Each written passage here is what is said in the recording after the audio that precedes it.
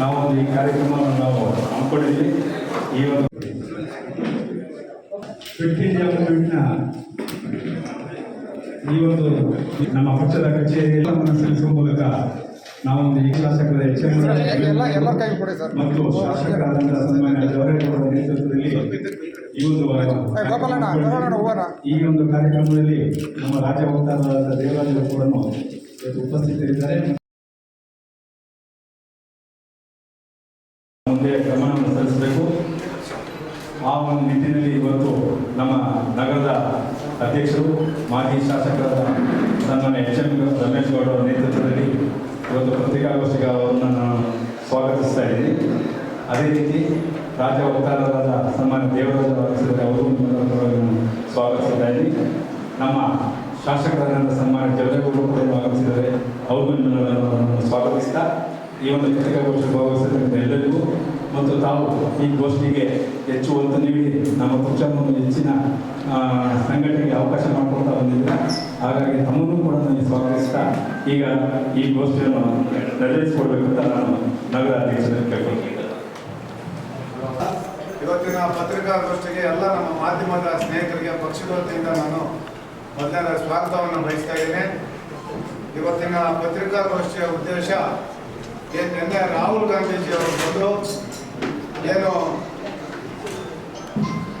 ಲೋಕಸಭೆಯ ವಿರೋಧ ಪಕ್ಷದ ನಾಯಕರಾಗಿರ್ತಕ್ಕಂಥ ರಾಹುಲ್ ಗಾಂಧಿ ಅವರು ನಿನ್ನೆ ಕರ್ನಾಟಕದಲ್ಲಿ ಬಂದು ಬೀದಿ ರಂಪಾಟ ಮಾಡಿ ಹೋಗಿರೋದನ್ನು ನಾವೆಲ್ಲ ನೋಡಿದ್ದೀವಿ. ಅದಕ್ಕೂ ಮೊದಲು ಈ ದೇಶದ ಗೌರವಾನ್ವಿತ ಪ್ರಧಾನಮಂತ್ರಿಗಳಾಗಿರ್ತಕ್ಕಂಥ ಶ್ರೀಯುತ ನರೇಂದ್ರ ಮೋದಿಜಿಯವರು ನಾಳೆ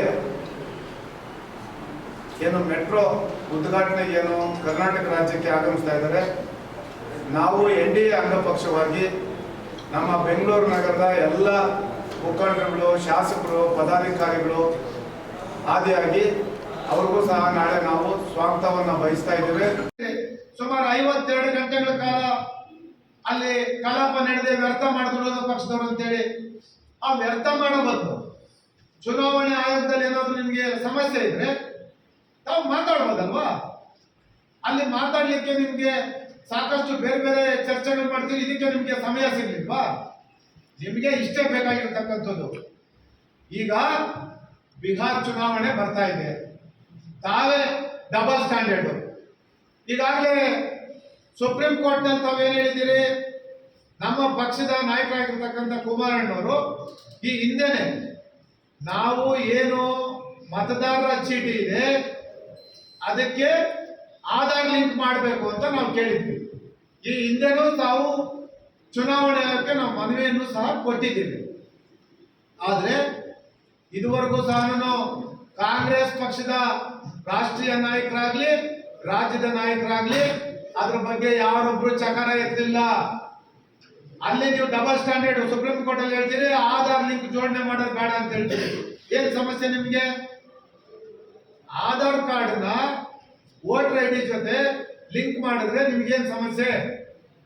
ಯಾಕೆ ಅಂತಂದ್ರೆ ಇದುವರೆಗೂ ಸಹ ಈ ದೇಶದ ಸಂವಿಧಾನಿಕ ಸಂಸ್ಥೆಗಳನ್ನ ನೀವು ಅಧಿಕಾರದಲ್ಲಿದ್ದಂತ ಸಂದರ್ಭದಲ್ಲಿ ಸಾಕಷ್ಟು ಅಕ್ರಮಗಳನ್ನು ಮಾಡಿ ಇದುವರೆಗೂ ಸಹ ಎಲ್ಲ ಏನ್ ಪ್ರಾದೇಶಿಕ ಪಕ್ಷದ ನಾಯಕರುಗಳನ್ನ ಪ್ರಾದೇಶಿಕ ಪಕ್ಷಗಳನ್ನ ಮುಗಿಸ್ಕೊಂಡ್ ಬಂದಿರತಕ್ಕಂಥ ಕೀರ್ತಿ ನಿಮ್ಗೆ ಸಲ್ಲುತ್ತೆ. ಮತ್ತೆ ಅದೊಂದು ಇನ್ನೂ ಬಹಳ ಇದೆ, ಎಲ್ಲಾನು ಅದು ಬರೆದಿದ್ದೀವಿ, ಹೇಳೋದು ಬೇಡ, ಪೂರ್ತಿ ನಿಮ್ಗೆ ಕಳಿಸ್ಕೊಡ್ತೀನಿ. ಆಮೇಲೆ ಫ್ಲಾಟ್ ನಂಬರ್ 121, ಡೋರ್ ನಂಬರ್ 65, 65/4, 61ರಲ್ಲಿ 61 ಹೊಟ್ಟಿದೆ. ಫ್ಲಾಟ್ ನಂಬರ್ 122ರಲ್ಲಿ ಡೋರ್ ನಂಬರ್ 8 30 ಹೊಟ್ಟಿದೆ. 8/1 ಡೋರ್ ನಂಬರ್ 30 ಹೊಟ್ಟಿದೆ. 17/12 28 ಹೊಟ್ಟಿದೆ. ಇಲ್ಲಿ ನೋಡಿ, flat number 1 door number 14 24 vote, door number 17 31 vote, flat number 2 ಅಲ್ಲಿ ಡೋರ್ ನಂಬರ್ 8 29 ಓಟು, ಆಮೇಲೆ ಡೋರ್ ನಂಬರ್ 9/1 48 ಓಟು, ಆಮೇಲೆ ಇಲ್ಲಿ ಯಾವುದೋ ಒಂದು ಓಟು, ಆಮೇಲೆ ಇಲ್ಲಿ ಫ್ಲಾಟ್ ನಂಬರ್ 87 ಮತ್ತೆ ಅದರಲ್ಲಿ ಡೋರ್ ನಂಬರ್ 171 59 ಓಟು, 187ರಲ್ಲಿ 45 ಓಟು, ಅದು 194 door number 39 vote, 202 door number 40 vote. 116, 75,917 ಚಾಮರಾಜಪೇಟೆಯಲ್ಲಿ. ಮಹದೇವಪುರದಲ್ಲಿ 1,15,586, BJP 2,29,432. Mahadevapura ಎಷ್ಟು ದೊಡ್ಡ ಕ್ಷೇತ್ರ, ಎಷ್ಟು ಮತದಾರರಿದ್ದಾರೆ ಅಲ್ಲಿ? 7 ಲಕ್ಷ 8 ಲಕ್ಷಕ್ಕೂ ಹೆಚ್ಚು ಮತದಾರರಿರ್ತಕ್ಕಂಥ ಒಂದು ಕ್ಷೇತ್ರ ಮಹದೇವಪುರ ವಿಧಾನಸಭಾ ಕ್ಷೇತ್ರ. ನೀವು ಅಲ್ಲಿ ಆರೋಪ ಮಾಡಿ ಹೋಗಿದ್ದೀರಿ. ಹಾಸ್ಯಾಸ್ಪದ ಅಂದ್ರೆ ಇದು ಒಂದ್ ಕಡೆ, ಇದೊಂದು ಭಾಗ. ಇಲ್ಲಿ ನೋಡಿ, ಇವರು ಹೇಳ್ತಾರೆ ಪೂರ್ತಿ ದಾಖಲೆ ತೆಗೆಸಿದ್ದೇವೆ ನಾವು. ಹೇಳಿದಾರಲ್ಲ, ನಾವು ಎಲೆಕ್ಷನ್ ಇದ್ರಲ್ಲೇ ಪ್ರಿಂಟ್ಔಟ್ ತೆಗೆಸಿರೋದು. ಇವತ್ತು ಕಾಂಗ್ರೆಸ್ ನಾಯಕರು, ಮಹಾನ್ ನಾಯಕರು ಹೇಳ್ಬಿಟ್ಟಿದ್ದಾರೆ, ಎಲೆಕ್ಷನ್ ವೆಬ್ಸೈಟ್ ಅಲ್ಲಿ ದತ್ತಾಂಶನೇ ತೆಗೆದಾಕ್ಬಿಡ್ತಾರೆ, ಇಲ್ವಂತೆ. ಈಗ ನಾನು ಪಕ್ಷದ ಕಚೇರಿಗೆ ಬಂದ್ಮೇಲೆ ಈಗ ತೆಗೆಸಿರ್ತಕ್ಕಂಥದ್ದು ನೋಡಿ. ನಾನು ಹೇಳ್ತೀನಿ, ಉದಾಹರಣೆಗೆ ನಮ್ಮ ಗಾಂಧಿನಗರ ವಿಧಾನಸಭಾ ಕ್ಷೇತ್ರ ಮತ್ತೆ ನಮ್ಮ ಸರ್ವಜ್ಞನಗರ ವಿಧಾನಸಭಾ ಕ್ಷೇತ್ರ ಒಂದು ಎಕ್ಸಾಂಪಲ್. ಎಲ್ಲ ತೆಗೆಸಿದ್ದೀನಿ ಕಂಪ್ಲೀಟ್, ಬಟ್ 2 ಕ್ಷೇತ್ರದ ಮಾತ್ರ ತಮ್ಗೆ ಹೇಳ್ತೀನಿ. ಒಂದು ಡೋರ್ ನಂಬರ್ ಇಲ್ಲಿ ದಿನೇಶ್ ಗುಂಡೂರಾವ್ ಅವರು ಹೇಳಿದ್ದಾರೆ, ಡೋರ್ ನಂಬರ್ 72/3, ಫ್ಲಾಟ್ ನಂಬರ್ 89. ಅಲ್ಲಿ ಮನೆ ಇರೋದು 10ಕ್ಕೆ 16. ಹೋಗಿ ನೀವು ಅಳ್ಬಿಡಿ, 10ಕ್ಕೆ 16, 48 ಓಟ್ ಇದೆ. 48 ಓಟ್ ಇದೆ. 10ಕ್ಕೆ 15, 48 ಜನ ವಾಸ ಮಾಡಕ್ಕಾಗತ್ತಾ? ಅದೇನು ಅಪಾರ್ಟ್ಮೆಂಟ್ ಅಲ್ಲ, ಫ್ಲಾಟ್ ಅಲ್ಲ, ಇಲ್ಲಿ ಸ್ಲಮ್ ಅಲ್ಲಿ. ಅದೊಂದು ಡೋರ್ ನಂಬರ್ 271. ಅಲ್ಲಿ ನೋಡಿ, ಯಾವುದು ಸಾಧನ 20-30 ಸೈಟಿಗಿಂತ ದೊಡ್ಡದಲ್ಲ, ಇನ್ನು ಅದಕ್ಕಿಂತ ಚಿಕ್ಕ ಸೈಟ್ ಇದೆ. 31 ನಂಬರ್ ಇದೆ, 31 ಓಟ್ ಇದೆ. ನೀವು 5 ಜನ ಇಲ್ಲ ಮನೆಯಲ್ಲಿ. ಆಮೇಲೆ flat number 120, door number 9/1, 55 number ಇದೆ. ನೀವು ತೆಗೆದು ನೋಡಿ, ಇಲ್ಲೇನೆ ನಿಮ್ಗೆ ಹೊಡೀರಿ, 55 ಓಟ್ ಇದೆ. ಆಮೇಲೆ 11 ಬೂತ್ ನಂಬರ್ 11, 40 ಓಟ್ ಇದೆ, ಸೇಮ್. ಆಮೇಲೆ ಡೋರ್ ನಂಬರ್ 14, 21 ಓಟ್ ಇದೆ. ಡೋರ್ ನಂಬರ್ 29, 38 ಓಟ್ ಇದೆ ಅಂತ ಹೇಳ್ತೀವಿ. ನಾವು ಹೇಳ್ತಾ ಇದ್ದೀವಿ, ಈಗಾಗಲೇ ತಾವು ಹೇಳಿದ್ದೀವಿ.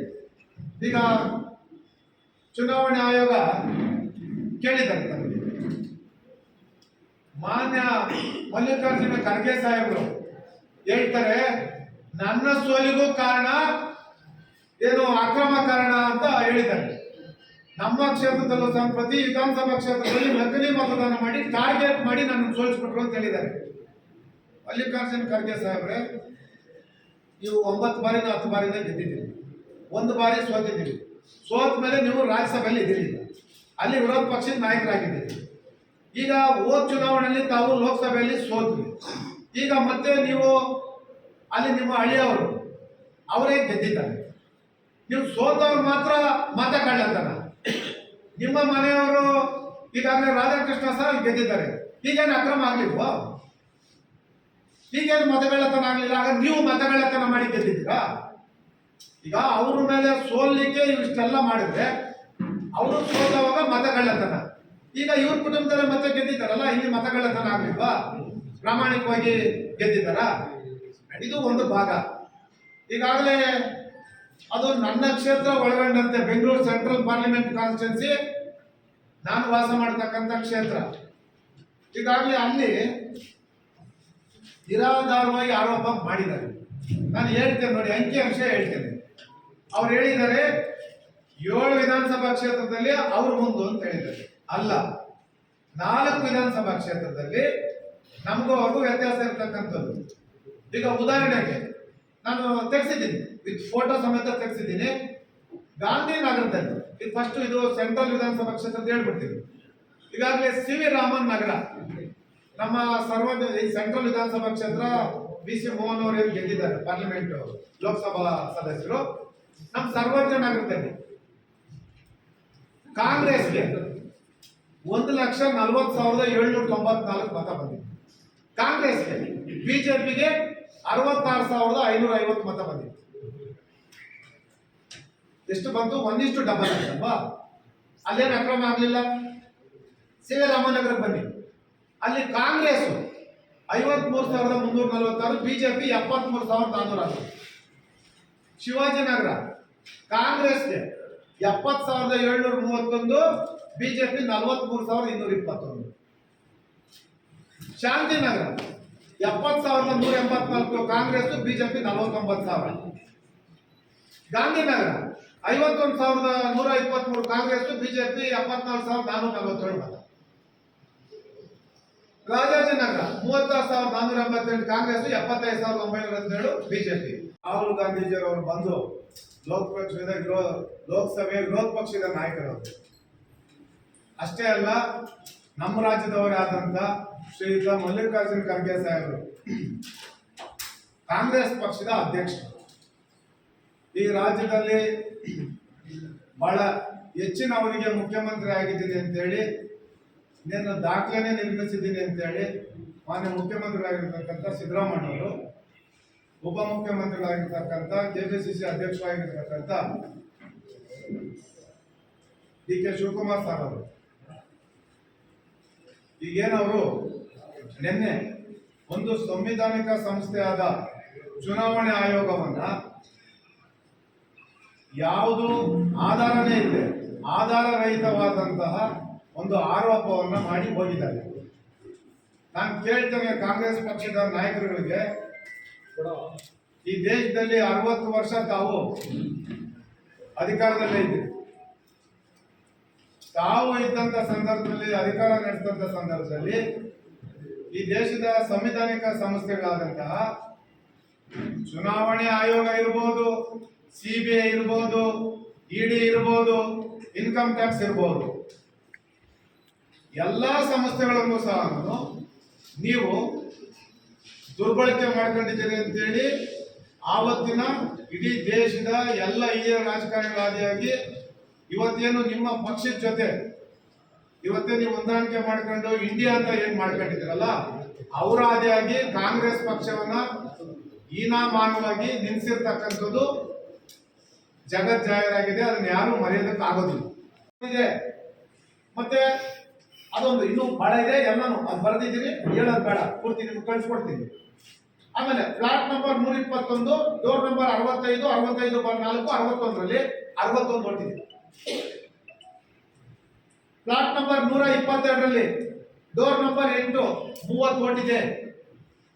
8/1, ಡೋರ್ ನಂಬರ್ 30 ಹೊಟ್ಟಿದೆ. 17/12, 28 ಹೊಟ್ಟಿದೆ. ಇಲ್ಲಿ ನೋಡಿ, flat number 1, door number 14, 24 vote, door number 17, 31 vote. Flat number 2 ಅಲ್ಲಿ ಡೋರ್ ನಂಬರ್ 8, 29 ಓಟು. ಆಮೇಲೆ ಡೋರ್ ನಂಬರ್ 9/1, 48 ಓಟು. ಆಮೇಲೆ ಇದ್ಯಾವುದೋ ಒಂದು ಓಟು. ಆಮೇಲೆ ಇಲ್ಲಿ ಫ್ಲಾಟ್ ನಂಬರ್ 87, ಮತ್ತೆ ಅದರಲ್ಲಿ ಡೋರ್ ನಂಬರ್ 171, 59 ಓಟು. 187ರಲ್ಲಿ 45 vote. 194 door number 39 vote. 202 door number 40 vote. ಪಕ್ಷ ಅಧಿಕಾರಕ್ಕೆ ಬಂದ್ರೆ ಚುನಾವಣಾ ಆಯೋಗ ಬಹಳ ನಿಷ್ಠೆಯಿಂದ ಪ್ರಾಮಾಣಿಕವಾಗಿ ಕೆಲಸ ಮಾಡಿದ್ದಾರೆ. ಬೇರೆ ಪಕ್ಷದವರು ಏನಾದ್ರೂ ಗೆದ್ರೆ ಆವಾಗ ಚುನಾವಣೆಯಲ್ಲಿ ಅಕ್ರಮ ಆಗಿದೆ. ಈಗ ಬಹಳ ದೊಡ್ಡ ಮಟ್ಟಕ್ಕೇನೆ ನಿನ್ನೆ ಬೀದಿ ನಾಟಕ ಮಾಡಿ ಹೋಗಿದ್ದಾರೆ. ಕಾಂಗ್ರೆಸ್ನ ಗೌರವಾನ್ವಿತ ವಿರೋಧ ಪಕ್ಷದ ನಾಯಕರು ಈ ದೇಶದಲ್ಲಿ ಮುಂದೆ ಪ್ರಧಾನಮಂತ್ರಿ ಆಗ್ಬೇಕು ಅಂತೇಳಿ ಹೋರಾಟ ಮಾಡ್ತಾ ಇದ್ದಾರೆ. ಬಹಳ ಕಡೆ ಎಲ್ಲ ರಾಜ್ಯದಲ್ಲೂ ಸಹ ಈಗಾಗಲೇ ಅವರು ಜಾಥಾನು ಮಾಡ್ತಾ ಇದ್ದಾರೆ. ಮಾಡ್ಕೊಂಡಿದ್ದಾರೆ ಅವ್ರ ಪಕ್ಷಕ್ಕೆ ಸಂಬಂಧಪಟ್ಟಿದ್ದಂತ ವಿಚಾರ. ಆದ್ರೆ ನಾನು ಈ ಸಂದರ್ಭದಲ್ಲಿ ಹೇಳ್ತಕ್ಕಂಥದ್ದು, ಚುನಾವಣೆ ಆಯೋಗಕ್ಕೆ ಇವರು ಮುಂಚೆನೆ ಒಂದು ಪತ್ರವನ್ನು ಬರೀತಾರೆ. 8ನೇ ತಾರೀಕು ನಾವು ಚುನಾವಣೆ ಅಕ್ರಮಗಳ ಬಗ್ಗೆ ನಾವು ಪ್ರತಿಭಟನೆ ಮಾಡ್ತಾ ಇದ್ದೀವಿ ಅಂತ ಹೇಳಿ ಚುನಾವಣೆ ಆಯೋಗನು ಇವ್ರಿಗೊಂದು ಪತ್ರವನ್ನು ಬರೀತಾರೆ. ನೋಡಪ್ಪ, ಆಯ್ತು, ನಿಮ್ಗೆ 1 ಗಂಟೆಯಿಂದ 3 ಗಂಟೆ ತನಕ ನಾವು ನಿಮ್ಗೆ ಕಾಲಾವಕಾಶ ಕೊಡ್ತೀವಿ. ನಾವು ಎಲ್ಲಿ ಲೋಪಗಳಾಗಿದೆ, ಎಲ್ಲಿ ಅಕ್ರಮ ಮತದಾನ ಆಗಿದೆ, ಎಲ್ಲಿ ಮತ ಖರೀದಿ ಮಾಡಿದ್ದಾರೆ, ದಯಮಾಡಿ ನೀವು ಸುಮ್ಮನೆ ರೋಡಲ್ಲಿ ನೀವು ಬಂದು ಆರೋಪ ಮಾಡಿ ಹೋಗೋದು ಬೇಡ. ದಯಮಾಡಿ ಎಲ್ಲೆಲ್ಲಿ ಸಮಸ್ಯೆಗಳಾಗಿದೆ, ಎಲ್ಲಿ ನಿಮ್ಗೆ ಯಾವ ರೀತಿ ಮಾಹಿತಿ ಸಿಕ್ಕಿದೆ ಅದು ಹೇಳಿದ್ದಾರೆ. ಇವತ್ತು 6 ತಿಂಗಳು ಅವರು ಪಾಪ ಇದನ್ನ ಸಂಶೋಧನೆ ಮಾಡಿಬಿಟ್ಟಿದ್ದಾರಂತೆ. ಕಾಂಗ್ರೆಸ್ 6 ತಿಂಗಳ ಕಾಲ ಸಂಶೋಧನೆ ಮಾಡಿಬಿಟ್ಟಿದ್ದಾರಂತೆ.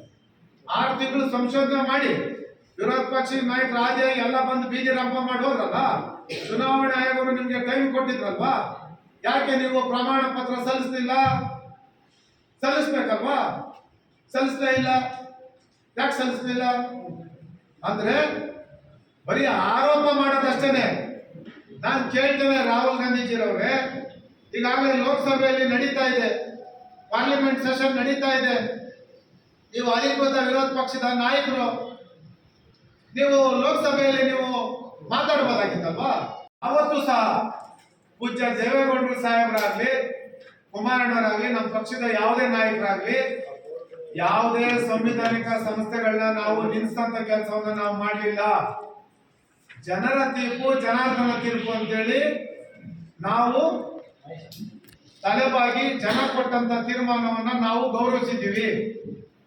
ಆದ್ರೆ ಕಾಂಗ್ರೆಸ್ ಪಕ್ಷ ಇವತ್ತೇನೋ ಇಡೀ ದೇಶದಲ್ಲಿ ಪ್ರಾದೇಶಿಕ ಪಕ್ಷದ ನಾಯಕರುಗಳನ್ನ, ಪ್ರಾದೇಶಿಕ ಪಕ್ಷಗಳನ್ನ ಯಾರಾದರೂ ಈ ದೇಶದಲ್ಲಿ ಸರ್ವನಾಶ ಮಾಡಿದ್ರೆ ಆ ಕೀರ್ತಿ ಕಾಂಗ್ರೆಸ್ ಪಕ್ಷದ ನಾಯಕರಿಗೆ, ಕಾಂಗ್ರೆಸ್ ಪಕ್ಷದ ಇವತ್ತೇನು ಗಾಂಧಿ ಕುಟುಂಬ ಇದೆ ಅವ್ರಿಗೆ ಸಲ್ಲುತ್ತೆ.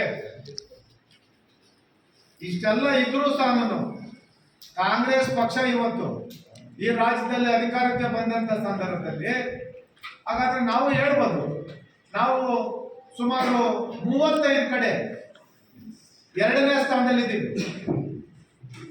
ನಾವು 19 ಸ್ಥಾನ ಗೆದ್ದಿದ್ರು ಸಹ 35 ಕಡೆ ನಾವು 2ನೇ ಸ್ಥಾನದಲ್ಲಿದ್ವಿ. 2000, 3000, 5000ದಲ್ಲಿ ನಾವು 16ರಿಂದ 17 ಸೀಟ್ ಸೋತಿದ್ವಿ. ಆದ್ರೆ ನಾವು ಅವಾಗ ಅದೇ ರೀತಿ ಮಾತನಾಡ್ಬೇಕಾಗಿತ್ತಲ್ವಾ? ನಾವು ಅಂತ ಕೆಲಸವನ್ನು ಮಾಡಲಿಲ್ಲ. ಅದು ಒಂದು ಭಾಗ. ಈಗ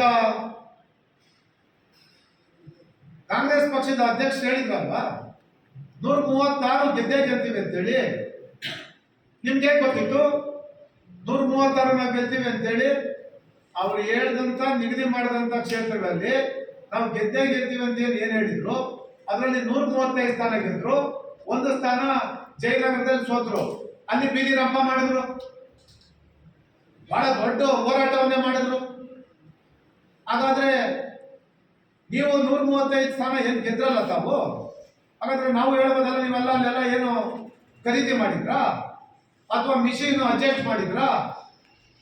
ಇದೇ ಪಕ್ಕದ ರಾಜ್ಯದಲ್ಲಿ ತೆಲಂಗಾಣದಲ್ಲಿ ಅಲ್ಲಿ ಕಾಂಗ್ರೆಸ್ ಪಕ್ಷ ಅಧಿಕಾರಕ್ಕೆ ಬಂದಿದೆ, ಅಲ್ಲಿ ಗೆದ್ದಿದ್ದೀರಿ.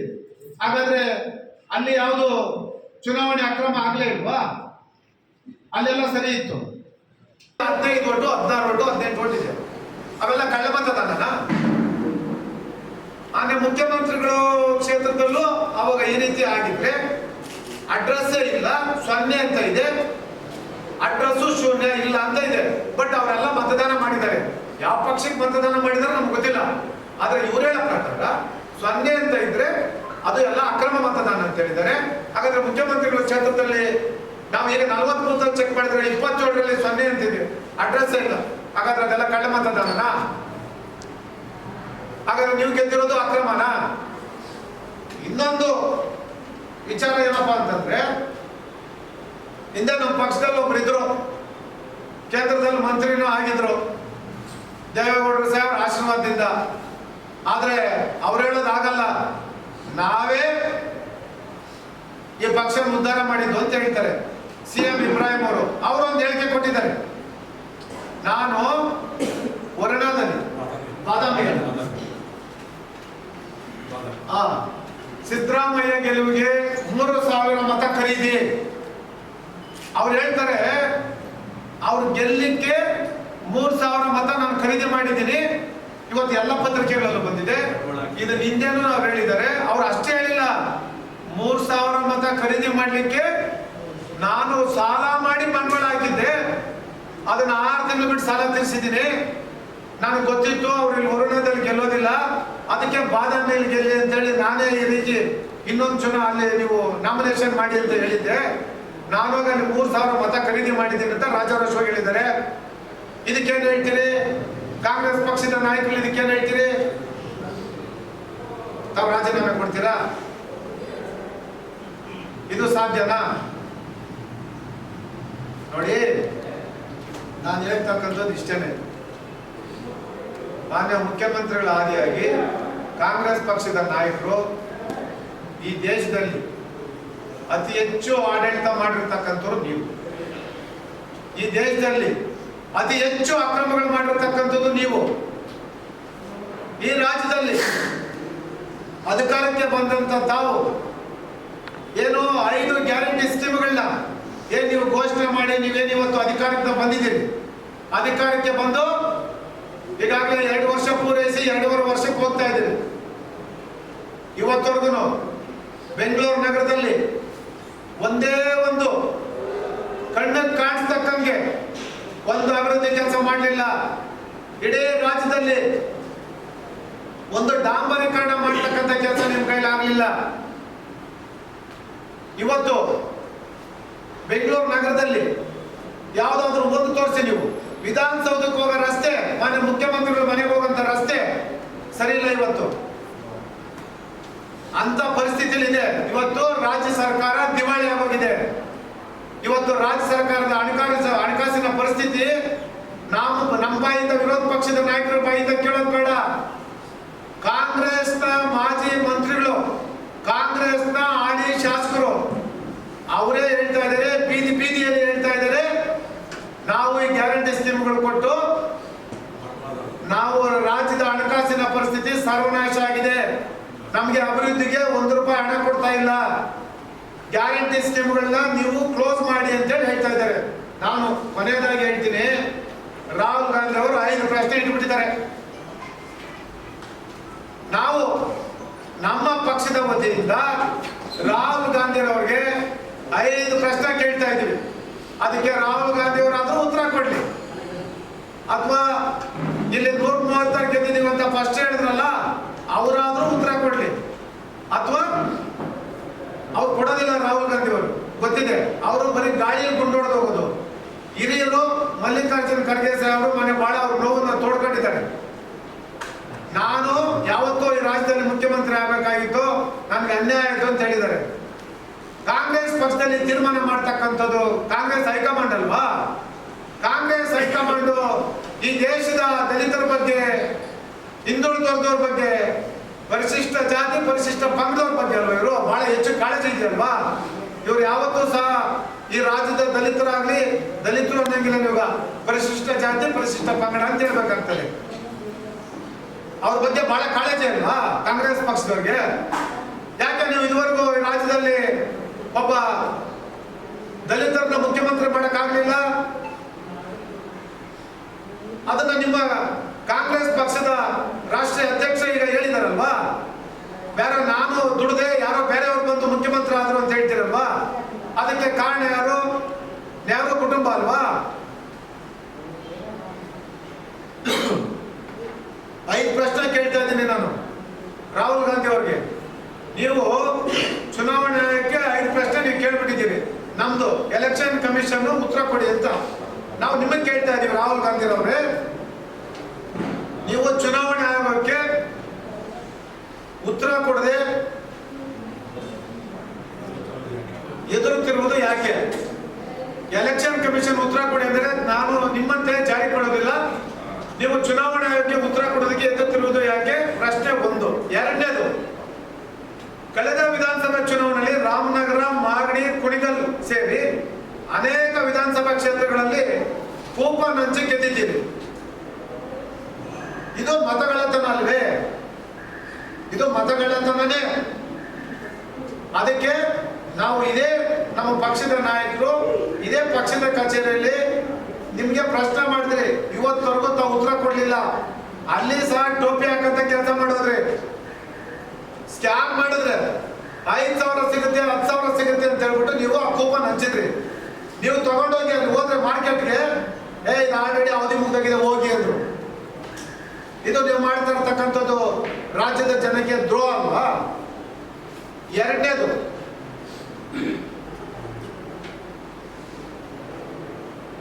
ಮೂರನೇ ಪ್ರಶ್ನೆ, ಗೃಹಲಕ್ಷ್ಮಿ ಗ್ಯಾರಂಟಿಯನ್ನು ಚುನಾವಣೆ ಅಸ್ತ್ರ ಮಾಡ್ತೀರಿ, ಚುನಾವಣೆ ಬಂದ ಕೂಡಲೇ 4-5 ತಿಂಗಳ ಗೃಹಲಕ್ಷ್ಮಿ ಹಣ ಜಮೆ ಮಾಡುತ್ತೀರಿ. ನಿಯಮಿತವಾಗಿ ಪ್ರತಿ ತಿಂಗಳು ಜಮೆ ಮಾಡುತ್ತಿಲ್ಲ, ಯಾಕೆ? ಇದು ಚುನಾವಣೆ ಅಕ್ರಮ ಅಲ್ಲವೇ? ಇದಕ್ಕೆ ನಮ್ಮ ಪಕ್ಷದ ರಾಜ್ಯ ಯುವ ಘಟಕದ ಅಧ್ಯಕ್ಷರ ನೇತೃತ್ವದಲ್ಲಿ ನೀವು ಒಂದು ದಿನಾಂಕವನ್ನು ನಿಗದಿ ಮಾಡಿ ಅಂತೇಳಿ, ಇದೇ ರಾಹುಲ್ ಗಾಂಧಿ ಅವರು ಒಂದು ಪ್ರತಿಭಟನೆ ಮಾಡೋದ್ರಲ್ಲ, ಅದೇ ಜಾಗದಲ್ಲಿ ನಮ್ಮ ಪಕ್ಷದ ವತಿಯಿಂದ ಒಂದು ಬೃಹತ್ ಪ್ರತಿಭಟನೆ ಮಾಡಿದ್ರಿ. ಒಂದು ಡೇಟ್ ಅನ್ನು ಫಿಕ್ಸ್ ಮಾಡಿ, ಈ ರಾಜ್ಯದ ಮಹಿಳೆಯರಿಗೆ 5ನೇ ತಾರೀಕು ಆಗ್ತಿರೋ, 10ನೇ ತಾರೀಕು ಆಗ್ತಿರೋ, 15ನೇ ತಾರೀಕು ಆಗ್ತಿರೋ ಹಾಕಿ ಅಂತ ಹೇಳಿದ್ವಿ. ಅದನ್ನು ಮಾಡಲೇ ಇಲ್ಲ. ನೀವು ಮಾಡೋದೇನು? ಯಾವ್ದಾದ್ರೂ ಚುನಾವಣೆ ಬರಬೇಕು, 3 ತಿಂಗಳದ 4 ತಿಂಗಳದ ಒಂದೇ ಸರಿ ಹಾಕ್ಬೇಕು. ಅದು ಇಡೀ ರಾಜ್ಯದ ಮಹಿಳೆಯರಿಗೆ ಹಾಕಲ್ಲ. ಆ ಜಿಲ್ಲೆಯಲ್ಲಿ ಎಲ್ಲಿ ಚುನಾವಣೆ ನಡೀತದೋ ಆ ಜಿಲ್ಲೆಯಲ್ಲಿ ಮಾತ್ರ ಹಣ ಕೊಡ್ತೀರಿ. ಇದು ಚುನಾವಣೆ ಅಕ್ರಮ ಅಲ್ವಾ? ಇದು ಕಾಂಗ್ರೆಸ್ ಪಕ್ಷದ ದ್ವಂದ್ವ ನಿಲ್ವಲ್ವಾ? ಇವರು ಭಾರಿ ಪ್ರಾಮಾಣಿಕತೆ ಬಗ್ಗೆ ಮಾತಾಡ್ತಾರೆ. 4ನೇ ಪ್ರಶ್ನೆ, ಕಳೆದ ಲೋಕಸಭಾ ಚುನಾವಣೆಯಲ್ಲಿ ಕಾಂಗ್ರೆಸ್ 9 ಲೋಕಸಭಾ ಕ್ಷೇತ್ರಗಳಲ್ಲಿ ಮತಗಳ್ಳತನ ಆಗಿಲ್ವಾ? ಅಲ್ಲೆಲ್ಲ ಈಗ ಮಲ್ಲಿಕಾರ್ಜುನ್ ಖರ್ಗೆ ಸಾಹೇಬ್ ಹೇಳಿದಾಗೆ ಅವ್ರಿಗೆ ಸೋತಾಗ ಮತಗಳ್ಳತನ, ಅವ್ರ ಅಳಿಯಾಗಿ ಅಂದ್ರೆ ಮತಗಳ್ಳತನ ಅಲ್ಲ. ಅದು ಜನ ಓಟ್ ಹಾಕಿ ಗೆಲ್ಸಿದ್ದಾರೆ ಇವ್ರಿಗೆ. ಯಾಕಂದ್ರೆ ಇವರು ಅಭಿವೃದ್ಧಿ ಕೆಲಸಗಳು ನೋಡಿ ಗೆಲ್ಸಿದ್ದಾರೆ. ನಿಮ್ಮ ಮೇಲೆ ವಿಶೇಷ ಪ್ರೀತಿ ಯಾಕೆ? ಅದು 5ನೇದು, ಕಳೆದ ವಿಧಾನಸಭಾ ಚುನಾವಣೆಯಲ್ಲಿ ಮಂಡ್ಯ ಸೇರಿ ಅನೇಕ ಕ್ಷೇತ್ರಗಳಲ್ಲಿ ಅತಿ ಕಡಿಮೆ ಅಂತರದಿಂದ ನಿಮ್ಮ ಶಾಸಕರು ಗೆದ್ದಿದ್ದಾರೆ.